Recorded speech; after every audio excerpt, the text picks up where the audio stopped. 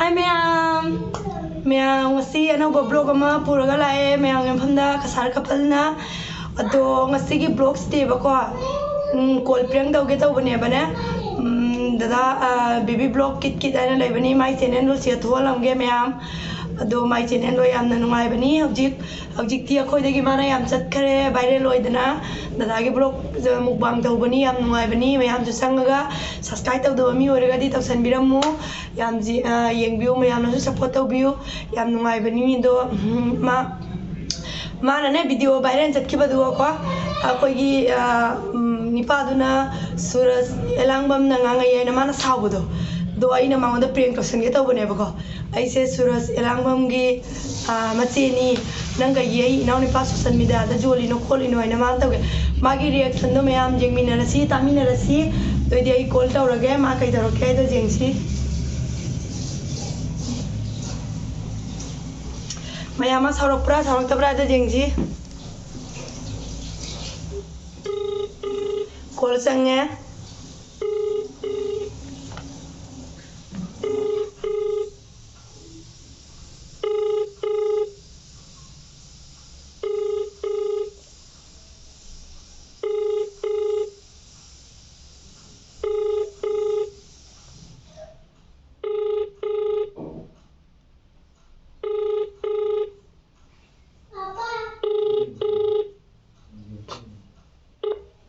जिस व्यक्ति को कॉल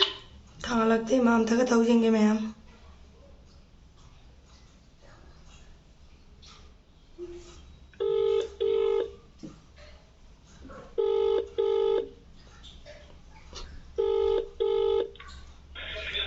हेलो जे विजय नत्रो मनी ने ओ आई वाम दा हागे तो कना होरेबो नंगने सुरस एलांगबम गी मरम नंगांगबदो आई माई मचियनी ने सुरस इराम गी मचिय सुरस इराम आइबो कनानो ओ आइना आई युत तो ngangi बदो अदो कई तो बइसे अदो नंगना जाम थीना सोशल मीडिया दा ngangi दुबो करी नुंगाइतबा लेगे सोशल मीडिया दा ngangbदो दियैना सोशल मीडिया दा नुंगाइतबा मत लेते सोशल मीडिया आइसि अखोगी इसा की मतकता लेजरिमी इसाना पानादोमी सोशल मीडिया आइसि मयामना खोले पानारिमी सोशल मीडिया दा माल चंगा इगोंदा हाउबदगी लोइबा फाउबदा दुम अदोगी वाहायो सिजनादी आई मागी रिप्लाई पीबय वानी कइनो अदो सोशल मीडिया दा याम लाम दिया नै दिखदे याबो लांदसो जाम थीना दि ngangnawrane अदो आम थीना बो करी वाइदे थीना ngangrage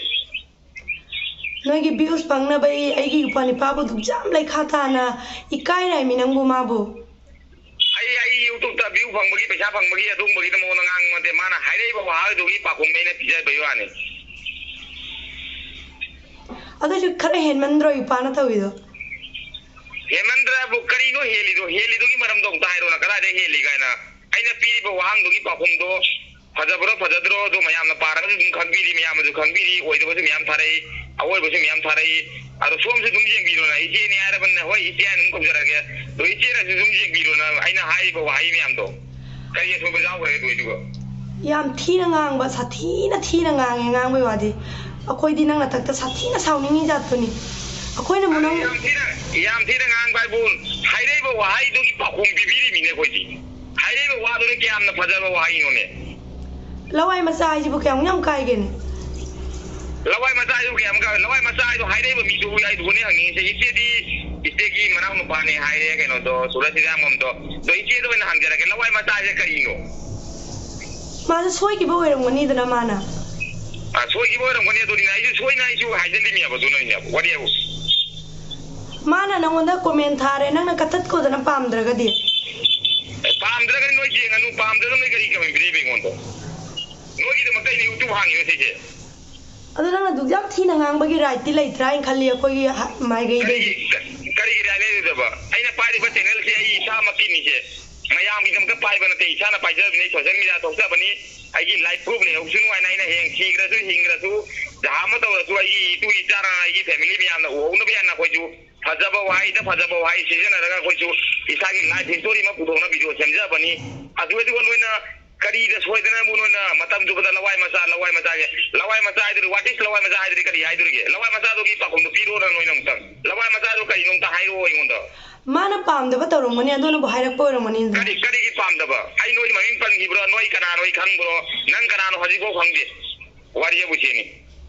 ꯑꯗꯣ ꯅꯪꯅ ꯑꯗꯨꯛ ꯌꯥꯝ ꯊꯤ ꯉꯥꯡꯕꯗꯨꯗꯤ ꯆꯨꯝꯕ꯭ꯔꯥ ꯑꯗꯨꯗꯤ ꯅꯪꯗꯤ ꯑꯩꯅ ꯉꯥꯡꯉꯤꯗꯣ ꯀꯌꯥꯝ ꯊꯤꯅ ꯉꯥꯡꯈ꯭ꯔꯒꯦ ꯋꯥꯍꯪꯗꯨꯒꯤ ꯃꯇꯨꯡ ꯏꯟꯅ ꯄꯥꯎꯈꯨꯝ ꯄꯤꯕꯤꯕ ꯌꯥꯅꯤ ꯋꯥꯍꯪ ꯄꯥꯎꯈꯨꯝ ꯍꯥꯏꯁꯤꯗꯤ ꯄꯣꯛꯄꯗꯒꯤ ꯑꯣꯖꯥꯅ ꯇꯥꯛꯄꯤꯔꯕꯅꯤ ꯏꯃꯥ ꯏꯄꯥꯅ ꯇꯥꯛꯄꯤꯔꯕꯅꯤ ꯑꯗꯨꯗꯤ ꯋꯥꯍꯪ ꯑꯃ ꯍꯪꯉꯗꯤ ꯄꯥꯎꯈꯨꯝ ꯄꯤꯗꯣꯏꯅꯦꯕ ꯁꯤꯗꯤ ꯑꯗꯣ ꯃꯥ ꯂꯥꯜꯂꯦꯅꯦ ꯅꯪꯁꯨ ꯂꯥꯟꯗꯣꯏꯔꯥ ꯍꯥꯏꯁꯦ ꯃꯥꯅ ꯀꯔꯤꯒꯤ ꯂꯥꯟꯗꯣꯏꯕ ꯃꯥꯅ ꯃꯁꯥꯃꯛꯅ ꯃꯁꯥꯒꯤ ꯇꯝꯖꯔꯤꯕ ꯂꯥꯏꯔꯤꯛꯇꯣ ꯃꯁꯥꯅ ꯈꯪꯖꯗ꯭ꯔꯗꯤ ꯀꯔꯤ ꯀꯥꯟꯅꯩ ꯇꯝꯃꯛꯏꯕ ꯂꯥꯏꯔꯤꯛꯇꯣ ꯀꯔꯤ ꯀꯥꯟꯅꯒꯦꯕꯗꯨꯅꯦꯕ ꯃꯥꯅ ꯑꯗꯨꯒꯤ ꯋꯥꯍꯩꯗꯣ ꯁꯤꯖꯤꯟꯅꯕꯅꯤꯅ ꯑꯩꯁꯨ ꯑꯗꯨꯒꯤ ꯄꯥꯎꯈꯨꯝ ꯄꯤꯕꯤꯕ ꯌꯥꯅꯤ ꯅꯪ ꯚꯤꯗꯤꯑꯣ ꯀ꯭ꯂꯥꯁꯇ ꯄꯥꯎꯈꯨꯝ ꯄꯤꯗꯥꯏꯕ ꯅꯪ ꯚꯤꯗꯤꯑꯣ ꯑꯃ ꯁꯦꯝꯃꯒ ꯃꯉꯣꯟꯗ ꯂꯥꯜꯂꯦ ꯈꯣꯠꯂꯦ ꯑꯝꯇ ꯊꯥꯡꯒꯠꯂꯨꯅ ꯊꯥꯡꯒꯠꯅꯁꯨ ꯂꯣꯏꯈ꯭ꯔꯦ ꯑꯗꯨ ꯌꯦꯡꯕꯤꯗ꯭ꯔꯣ ꯏꯆꯦꯅ ꯌꯦꯡꯕꯤꯗ꯭ꯔꯣ ꯑꯩꯗꯤ ꯑꯗꯨꯒꯨꯝꯕꯗꯣ ꯁꯣꯁꯤꯌꯦꯜ ꯃꯤꯗꯤꯌꯥ ꯄꯥꯏꯕ ꯑꯩꯈꯣꯏꯁꯦ ꯑꯉꯥꯎꯕ ꯅꯠꯇꯦꯅꯦ ꯃꯌꯥꯝꯅ ꯉꯥꯎꯔꯦ ꯀꯥꯏꯗꯣ ꯉꯥꯎꯔꯤꯅꯗꯦ ꯑꯩꯈꯣꯏꯁꯦ ꯂꯣꯏꯅ ꯑꯩꯈꯣꯏ ꯏꯁꯥ ꯏꯁꯥꯅ ꯈꯪꯅ ꯊꯥꯡꯒꯠꯂꯤꯃꯤ ꯃꯊꯪꯒꯤ ꯚꯤꯗꯤꯑꯣ ꯑꯩ ꯂꯣꯏ ꯊꯥꯡꯒꯠꯈꯤꯕꯅꯤ ꯃꯥꯅ ꯚꯤꯗꯤꯑꯣ ꯚꯥꯏꯔꯦꯜ ꯇꯥꯍꯜꯂꯦ ꯋꯥꯔꯧꯒꯅꯨ ꯗꯣꯅꯤꯗꯥꯅꯤ ꯅꯪꯅ ꯍꯥꯏꯔꯛꯄ ꯋꯥꯍꯪ ꯃꯇꯨꯡ ꯏꯟꯅ ꯑꯩ ꯄꯥꯎꯈꯨꯝ ꯄꯤꯕꯅꯦꯅ ꯂꯣꯏ ꯍꯥꯏꯖꯈꯤꯕꯅꯤ ꯑꯗꯨ ꯀꯔꯤ ꯑꯁꯣꯏꯕ ꯂꯩꯒꯦ ꯑꯩꯅ ꯅꯣꯏꯅ ꯉꯥꯏꯍꯥꯛꯀꯤ ꯚꯥꯏꯔꯦꯜꯒꯤꯗꯃꯛ ꯑꯩꯒꯤ ꯅꯨꯄꯥꯕꯨ ꯑꯗꯨ ꯌꯥꯝ ꯂꯩꯈꯥ ꯇꯥꯅ ꯃꯤꯒꯤ ꯃꯃꯥ ꯃꯄꯥ ꯄꯜꯂ ꯉꯥꯡꯕꯗꯨꯕꯨ ꯆꯨꯝꯕ꯭ꯔꯅꯦ ꯑꯗꯨ ꯑꯣꯏꯗꯕ ꯋꯥꯈꯜꯅꯤ ꯏꯆꯦꯒꯤ ꯑꯣꯏꯗꯕ ꯋꯥꯈꯜꯅꯤ ꯅꯣꯏ ꯋꯥꯈꯜꯗꯣ ꯃꯃꯥ ꯃꯄꯥ ꯄꯜꯂꯒ ꯑꯩꯅ ꯀꯔꯤ ꯄꯟꯈ꯭ꯔꯒꯦ ꯍꯥꯏꯗꯤ ꯅꯪ ꯑꯣꯏꯔꯝꯒꯅꯤ ꯂꯋꯥꯏ ꯃꯆꯥ ꯅꯃꯥ ꯅꯄꯥꯅ ꯅꯄꯥ ꯃꯁꯛ ꯈꯪꯉꯝꯃꯣꯏ ꯑꯗꯨ ꯌꯥꯝ ꯊꯤ ꯉꯥꯡꯉꯤꯗꯨꯕꯨ ꯑꯗꯨꯗꯤ ꯍꯥꯏꯕ ꯇꯥꯕꯅꯤ ꯏꯆꯦꯒꯤ ꯅꯨꯄꯥꯗꯨꯅ ꯃꯇꯝ ꯆꯨꯞꯄꯗ ꯑꯩꯉꯣꯟꯗ ꯂꯋꯥꯏ ꯃꯆꯥ ꯍꯥꯏꯔ ꯁꯤꯖꯤꯟꯅꯔꯦ ꯋꯥꯍꯩꯗꯣ ꯑꯗꯨꯗꯤ ꯑꯩ ꯍꯥꯏꯕ ꯇꯥꯕꯅꯤ ꯅꯪ ꯂꯋꯥꯏ ꯃꯆꯥ ꯑꯣꯏꯔꯝꯒꯅꯤ ꯅꯣꯏ ꯅꯃꯥ ꯅꯄꯥꯅ ꯄꯤꯔꯛꯄ ꯑꯩꯒꯤ ꯃꯨꯛꯕꯥꯡ ꯇꯧꯅꯩ ꯚꯤꯗꯤꯑꯣꯁꯦꯅ ꯑꯩ ꯚꯤꯗꯤꯑꯣ ꯑꯃ ꯁꯦꯝꯕꯒꯤꯗꯃꯛꯇ ꯑꯩ ꯃꯇꯝ ꯀꯌꯥ ꯃꯥꯡꯉꯤ ꯀꯦꯃꯦꯔꯥ ꯀꯌꯥ ꯃꯥꯡꯉꯤ ꯑꯩꯒꯤ ꯄꯩꯁꯥ ꯀꯌా ꯈꯣꯔꯆꯣ ꯇꯧꯔꯤ ꯑꯩꯅ ꯀꯌꯥ ꯋꯥꯖꯔꯤ ꯅꯣꯏ ꯈꯪꯕ꯭ꯔꯣ ꯑꯗꯨꯗꯤ ꯑꯗꯨ ꯅꯣꯏꯅ ꯄꯤꯔꯛꯄ ꯄꯩꯁꯥꯗꯣ ꯑꯩꯅ ꯍꯥꯏꯔꯤꯗꯨꯅꯦꯕ ꯑꯗꯨ ꯃꯥꯒꯤ ꯋꯥꯍꯪꯒꯤ ꯃꯇꯨꯡ ꯏꯟꯅ ꯑꯩ ꯄꯥꯎꯈꯨꯝ ꯄꯤꯕ ꯌꯥꯔꯦ ꯑꯗꯨꯒ ꯀꯔꯤ ꯑꯀꯥꯏꯕ ꯂꯩꯔꯒꯦ ꯀꯩꯒꯤ ꯑꯀꯥꯏꯕ ꯂꯩꯔꯣꯏꯗꯣꯏꯅꯣꯅꯦ ꯅꯪꯅ ꯉꯥꯡꯉꯤꯈꯩ ꯌꯥꯔꯗ꯭ꯔꯅꯦ ꯑꯦ ꯑꯗꯨꯗꯤ ꯅꯣꯏꯅ ꯏꯔꯩꯅ ꯌꯥꯒꯗ꯭ꯔꯅꯦ ꯑꯩꯈꯣꯏꯁꯨ ꯑꯗꯣ ꯅꯪꯅ ꯄꯥꯝꯗ꯭ꯔꯒ ꯔꯤꯃꯨꯚ ꯇꯧꯒꯣꯗ꯭ꯔꯥ ꯀꯔꯤꯒꯤ ꯄꯥꯝꯗꯕ ꯑꯩꯗꯤ ꯏꯁꯥꯅ ꯄꯥꯝꯃꯦ ꯊꯥꯡꯒꯠꯂꯤꯕ ꯅꯣꯏꯅ ꯀꯔꯤ ꯃꯊꯧ ꯇꯥꯅ ꯑꯩꯒꯤ ꯚꯤꯗꯤꯑꯣꯗꯣ ꯌꯦꯡꯉꯒꯦ ꯅꯣꯏꯅ ꯕꯥꯇꯣꯟ ꯇꯧꯕ꯭ꯔꯣꯅ ꯌꯦꯡꯉꯣꯏꯅ ꯑꯩ ꯚꯤꯗꯤꯑꯣꯗꯣ ꯌꯨꯇꯨꯕ ꯍꯥꯡ ꯌꯥꯗ꯭ꯔꯦ ꯚꯤꯗꯤꯑꯣꯗꯣ ꯊꯣꯛꯂꯛꯑꯃꯤꯅ ꯆꯪꯉꯦꯗꯅ ꯑꯩꯈꯣꯏꯁꯨ ꯅꯪꯉꯣꯟꯗ ꯀꯅꯥ ꯆꯪꯉꯒꯦ ꯌꯨꯇꯨꯕꯁꯦ ꯑꯩꯗꯔꯣ ꯑꯇꯣꯞꯄ ꯃꯤ ꯂꯩꯇ꯭ꯔꯣ ꯖꯣꯜꯁꯨ ꯄꯥꯝꯗꯅ ꯏꯔꯛꯁꯅꯨ ꯅꯪ ꯈꯨꯝꯕꯤꯒꯗꯕ ꯅꯪ ꯈꯨꯝꯕꯤꯔꯨꯅꯨꯗꯅ ꯍꯣꯏ ꯏꯆꯦꯁꯨ ꯌꯨꯇꯨꯕ ꯍꯥꯡꯖꯜꯂꯣ ꯑꯩꯏꯔꯛꯀꯦ ꯐꯖ ꯐꯖꯕ ꯋꯥꯍꯩꯗꯣ ꯑꯗꯨꯒ ꯏꯆꯦꯅ ꯈꯪꯒꯅꯤ ꯋꯥꯔꯤ ꯑꯁꯤꯒ ꯂꯣꯏꯔꯦ ꯁꯣꯁꯤꯌꯦꯜ ꯃꯤꯗꯤꯌꯥ ꯄꯥꯏꯕꯁꯦ ꯌꯥꯝ ꯂꯨꯕꯅꯤ ꯂꯨꯕꯅꯦ ꯑꯩꯅ ꯃꯤꯕꯨ ꯍꯦꯛꯇ ꯌꯣꯟꯒꯗ꯭ꯔꯥ ꯍꯥꯏꯁꯦ ꯀꯔꯤꯒꯤ ꯌꯣꯟꯗꯣꯏꯕ ꯑꯩꯅ ꯌꯣꯟꯈ꯭ꯔꯕ ꯅꯣꯏꯗ ꯑꯗꯨ ꯌꯥꯝ ꯊꯤ ꯉꯥꯡꯉꯤꯗꯣ ꯍꯧꯖꯤꯛꯐꯥꯎ ꯌꯣꯟꯗꯦ ꯍꯥꯏꯅ ꯈꯜꯂꯤꯔꯥ ꯍꯥꯏꯁꯦ ꯀꯃꯥꯏꯅ ꯌꯣꯜꯂꯤꯅꯣ ꯑꯗꯨꯏ ꯋꯥꯍꯩꯗꯣ ꯌꯣꯟꯕ꯭ꯔꯅꯦ ꯑꯗꯨꯏ ꯋꯥꯍꯩꯗꯣ ꯄꯥꯎꯈꯨꯝꯅꯤ ꯄꯥꯎꯈꯨꯝ ꯄꯥꯈꯨꯝꯅꯦ ꯑꯩꯅ ꯑꯗꯨ ꯌꯥꯝ ꯊꯤꯅꯗꯤ ꯉꯥꯡꯅꯗꯦꯗ ꯍꯥꯏꯔꯛꯏꯕ ꯋꯥꯍꯪꯗꯨꯒꯤ ꯃꯇꯨꯡ ꯏꯟꯅ ꯄꯥꯎꯈꯨꯝ ꯄꯤꯕꯩ ꯋꯥꯅꯤ ꯏꯆꯦꯁꯦ ꯀꯥꯏꯒꯤ ꯑꯣꯏꯔꯕ ꯑꯩ ꯕꯦꯔꯈꯥꯒꯤꯅꯤꯅꯦ ꯕꯦꯔꯥꯈꯥꯟꯒꯤ ꯐꯖꯔꯤꯅꯦ ꯕꯦꯔꯥꯈꯥꯟ ꯑꯣꯏꯗꯤ ꯍꯌꯦꯡ ꯅꯪ ꯁꯤꯗ ꯐꯪꯅꯕ ꯂꯥꯛꯀꯦ ꯏꯆꯦ ꯍꯣꯏ ꯑꯦꯗ꯭ꯔꯦꯁꯇꯣ ꯂꯣꯏ ꯄꯤꯁꯜꯂꯣ ꯑꯩꯉꯣꯟꯗ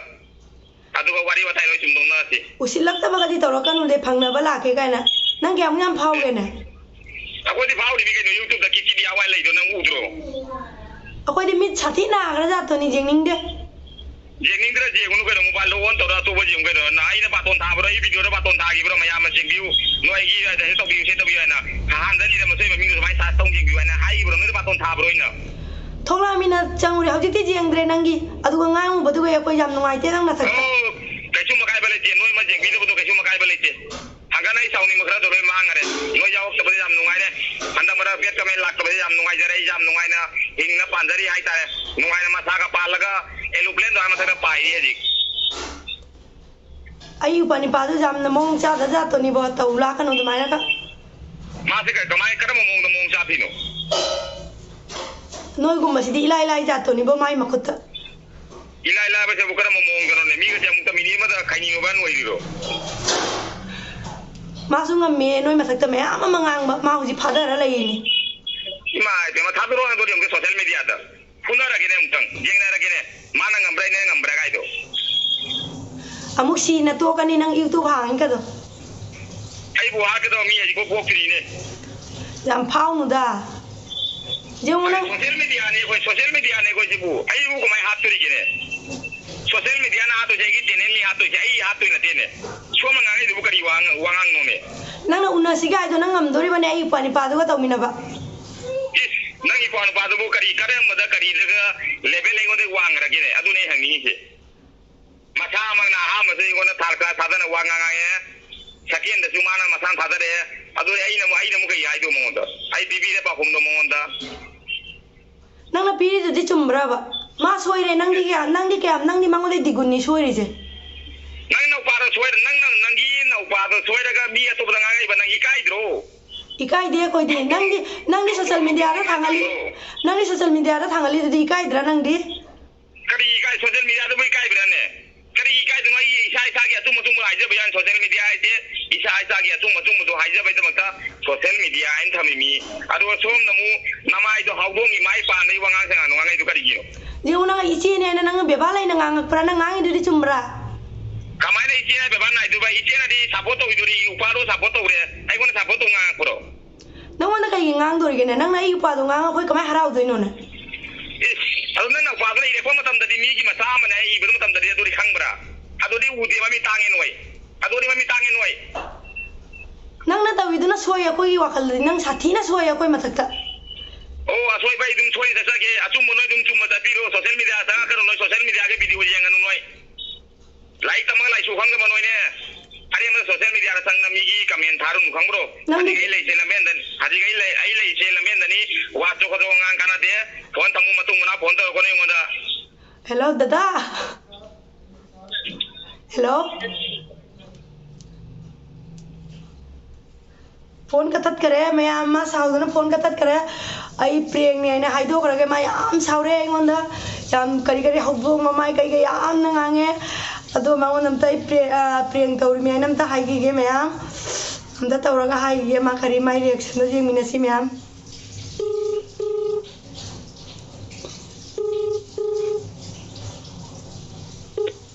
आपण डायल केलेला नंबर सध्या व्यस्त आहे मैम पाइरक्ट्रे हमको तो जेंगे थांगलक्ट्रे मैम साउरे साथीना साउना गांगे मैम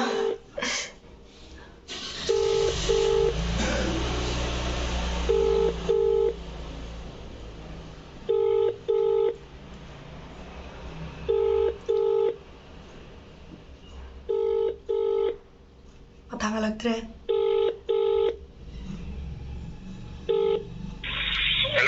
राइनीने हेलो कसार कपलनीने करी आई कसार कपलने बा ओ आइयोने प्रेंग करो बिरो लंबी सिगा उरी उरा मरक सिगा आइजु करी ngangi ba sauning ba tare do wari do hairadi loi gi bo wari do aijela ba ni sauning ye nang sathina sauna ngange ai di khumam khangdra bai gyan ta adra bai de ꯂꯝꯕꯤ ꯗ ꯂꯩꯔꯦ ꯌꯥꯕ ꯀꯩꯅꯣꯅꯤ ꯄꯣꯠꯆꯩ ꯎꯖꯦ ꯈꯔ ꯍꯩꯖꯥꯡ ꯅꯥꯄꯤ ꯈꯔ ꯂꯩꯕ ꯈꯣꯠꯄ ꯂꯥꯛꯄ ꯑꯗꯨꯝ ꯆꯥꯕ ꯊꯛꯄꯒꯤ ꯋꯥꯏꯗꯅ ꯏꯊꯟꯗ ꯂꯩꯕꯅꯤꯅ ꯎꯄꯥꯏ ꯂꯩꯇꯦ ꯃꯇꯝ ꯁꯪꯉꯤꯉꯩꯗ ꯉꯁꯤ ꯁꯟꯗꯦꯅꯤꯅ ꯕꯟꯅꯤꯅ ꯂꯥꯡꯅ ꯍꯩꯖꯥꯡ ꯅꯥꯄꯤ ꯈꯔ ꯊꯤꯔꯝꯕ ꯗꯥꯗꯥ ꯍꯥꯏꯔꯝꯃꯨꯅꯦ ꯃꯌꯥꯝ ꯃꯃꯥꯡꯗ ꯃꯃꯥꯡꯗ ꯀꯔꯤꯅꯣ ꯑꯩꯅ ꯍꯥꯏꯗꯣꯏꯁꯦ ꯃꯌꯥꯝ ꯃꯃꯥꯡꯗꯕꯨ ꯑꯩꯗꯤ ꯁꯞꯄꯣꯔꯠ ꯇꯧꯕꯤꯌꯨ ꯈꯣꯠꯄꯤꯌꯨ ꯍꯥꯏꯅ ꯑꯝꯇ ꯑꯩꯅ ꯍꯥꯏꯕꯗꯗꯤ ꯏꯆꯟꯒꯤ ꯚꯤꯗꯤꯑꯣ ꯌꯦꯡꯉꯤꯕ ꯚꯤꯌꯣꯔ ꯃꯌꯥꯝ ꯑꯗꯨꯗꯒꯤꯗꯤ ꯑꯩꯒꯤ ꯚꯣꯏꯁ ꯇꯥꯔꯤꯕ ꯑꯩꯒꯤ ꯚꯤꯗꯤꯑꯣ ꯌꯦꯡꯉꯤꯕ ꯑꯩꯒꯤ ꯚꯤꯌꯣꯔ ꯃꯌꯥꯝꯗ ꯃꯌꯥꯝ ꯄꯨꯝꯅꯃꯛꯇ ꯕꯦꯕꯤ ꯕ꯭ꯂꯣꯛ ꯀꯤꯠꯅ ꯍꯥꯏꯖꯔꯤ ꯏꯆꯟꯒꯤ ꯚꯤꯗꯤꯑꯣ ꯄ꯭ꯔꯦꯡ ꯀꯣꯜꯁꯦ ꯅꯨꯡꯉꯥꯏꯔꯝꯃꯗꯤ ꯃꯌꯥꯝꯅ ꯂꯥꯏꯛ ꯁꯤꯌꯥꯔ ꯁꯕꯁꯀ꯭ꯔꯥꯏꯕ ꯇꯧꯁꯟꯕꯤꯔꯝꯃꯨ ꯏꯆꯟꯁꯨ ꯌꯥꯝ ꯐꯖ ꯐꯖꯕ ꯚꯤꯗꯤꯑꯣ ꯁꯦꯝꯕꯅꯤ ꯑꯗꯨꯗꯒꯤ ꯌꯨꯇꯨꯕ ꯑꯇꯧ ꯑꯇꯧꯕꯗ ꯃꯥ ꯄ꯭ꯔꯦꯡ ꯌꯥꯝ ꯇꯧꯕꯅꯤ ꯏꯆꯟꯒꯤ ꯄ꯭ꯔꯦꯡꯁꯦ ꯑꯃꯨꯛꯇ ꯁꯛꯁꯦꯁ ꯑꯣꯏꯍꯟꯕꯤꯌꯨ ꯃꯌꯥꯝꯅ ꯅꯨꯡꯁꯤꯕꯤꯗꯨꯅ ꯑꯁꯤꯅꯤ ꯍꯥꯏꯗꯣꯏꯁꯦ ꯃꯌꯥꯝꯅ ꯅꯨꯡꯁꯤꯗꯨꯅ ꯏꯆꯟꯁꯤꯕꯨ ꯑꯃꯨꯛꯇꯪ 1K ꯀꯥꯍꯜꯂꯁꯤ ꯐꯅ ꯀꯨꯏꯔꯦ 1K ꯀꯥꯗꯕꯁꯦ ꯃꯌꯥꯝ ꯅꯨꯡꯁꯤꯗꯨꯅ 1K ꯀꯥꯍꯜꯂꯨ ꯑꯗꯨꯒ ꯑꯩꯅ ꯉꯁꯥꯏ ꯁꯥꯎꯈꯤꯕ ꯃꯌꯥꯝꯗꯨꯗꯤ ꯑꯩ ꯏꯆꯟ ꯑꯩ ꯁꯥꯎꯈꯤꯕꯅꯦꯀꯣ ꯑꯩꯗꯤ ꯔꯤꯌꯦꯜꯗ ꯁꯥꯎꯔꯨꯕꯅꯤ ꯔꯤꯌꯦꯜꯗ ꯍꯥꯏꯗꯤ ꯍꯥꯏꯔꯦ ꯏꯆꯟꯅ ꯍꯥꯏꯔꯤꯕ ꯋꯥꯍꯩꯗꯨꯒꯤ ꯑꯗꯨꯝ ꯃꯇꯨꯡ ꯏꯟꯅ ꯄꯥꯎꯈꯨꯝ ꯄꯤꯕꯗꯣ ꯁꯣꯏꯈꯤꯕ ꯂꯥꯟꯈꯤꯕ ꯀꯌꯥ ꯌꯥꯎꯔꯁꯨ ꯑꯗꯨꯝ ꯅꯧꯄꯥꯅꯤ ꯀꯔꯤꯅꯤ ꯈꯟꯕꯤꯔꯒ ꯅꯌꯥꯝꯕꯅꯤ ꯈꯟꯕꯤꯔꯒ ꯑꯗꯨꯝ ꯉꯥꯛꯄꯤꯌꯨ ꯑꯩꯁꯨ ꯍꯧꯖꯤꯛ ꯃꯥꯔꯀꯦꯠꯇ ꯂꯩꯕꯅꯤ ꯋꯥ ꯃꯔꯛꯁꯤꯒ ꯌꯥꯝ ꯋꯥꯏ ꯋꯥ ꯉꯥꯡꯕꯁꯦ ꯚꯣꯏꯁ ꯆꯠꯂꯤꯔ ꯆꯠꯇ꯭ꯔ ꯑꯗꯨꯗꯤ ꯈꯪꯗ꯭ꯔꯦ ꯏꯆꯟꯅ ꯚꯤꯗꯤꯑꯣ ꯇꯤꯡꯉꯤꯃꯤꯅ ꯃꯌꯥꯝꯅ ꯁꯞꯄꯣꯔꯠ ꯇꯧꯕꯤꯌꯨ ꯏꯆꯟꯒꯤ ꯚꯤꯗꯤꯑꯣꯁꯦ ꯁꯤꯗꯅꯤ ꯍꯥꯏꯖꯗꯣꯏꯕ ꯃꯌꯥꯝꯅ ꯅꯨꯡꯁꯤꯕꯤꯗꯨꯅ ꯏꯆꯟꯁꯦ 1K ꯀꯥꯍꯜꯂꯁꯤ ꯐꯔꯦ ꯅꯪ ꯃꯌꯥꯝ ꯁꯥꯎꯔꯦ ꯐꯔꯦ ꯑꯩ ꯀꯣꯟꯅ ꯑꯃꯨꯛ ꯇꯧꯔꯛꯀꯦꯀꯣ ꯚꯤꯗꯤꯑꯣ ꯑꯝꯇ ꯂꯣꯏꯁꯟꯒꯦ ꯃꯌꯥꯝ ꯗꯗꯥꯁꯨ ꯃꯥ ꯃꯥꯔꯀꯦꯠꯇꯅꯦꯀꯣ ꯃꯥꯁꯨ ꯍꯥꯏꯗꯤ ꯃꯥꯅ ꯁꯥꯎꯅꯤꯡꯕꯗꯣ ꯈꯜꯂꯒ ꯑꯩꯅ ꯍꯥꯏꯕꯅꯤꯅ ꯃꯥ ꯌꯥꯝ ꯁꯥꯎꯔꯦ ꯑꯗꯣ ꯃꯥ ꯑꯩꯅꯦ ꯍꯥꯏꯅ ꯈꯜꯂꯒꯗꯤ ꯉꯥꯡꯉꯛꯄ ꯅꯠꯇꯦ ꯃꯥꯅ ꯍꯥꯏꯗꯤ ꯃꯥꯅ ꯁꯥꯎꯔꯤꯗꯨꯁꯨ ꯆꯨꯝꯃꯦꯕꯀꯣ ꯑꯗꯣ ꯑꯩꯈꯣꯏꯅ ꯁꯣꯏꯈꯤꯕ ꯂꯩꯔꯁꯨ ꯃꯌꯥꯝꯅ ꯉꯥꯛꯄꯤꯅꯤ ꯑꯩꯅ ꯈꯜꯂꯤ ꯑꯗꯨꯗꯤ ꯑꯩꯅ ꯄ꯭ꯔꯦꯡ ꯇꯧꯔꯤꯁꯦ ꯁꯛꯁꯦꯁꯇꯤ ꯑꯣꯏꯔꯦ ꯗꯗꯥ ꯍꯦꯟꯅ ꯁꯥꯎꯔꯦ ꯑꯗꯨꯗꯤ ꯃꯌꯥꯝ ꯅꯨꯡꯉꯥꯏꯕꯤꯔꯒꯗꯤ ꯂꯥꯏꯛ ꯁꯤꯌꯔ ꯁꯕꯁꯀ꯭ꯔꯥꯏꯕ ꯇꯧꯕꯤꯔꯝꯃꯨ ꯃꯌꯥꯝ ꯃꯊꯪꯁꯦ ꯍꯥꯏꯔ ꯂꯣꯏꯁꯤꯜꯂꯒꯦ ꯕꯥꯏ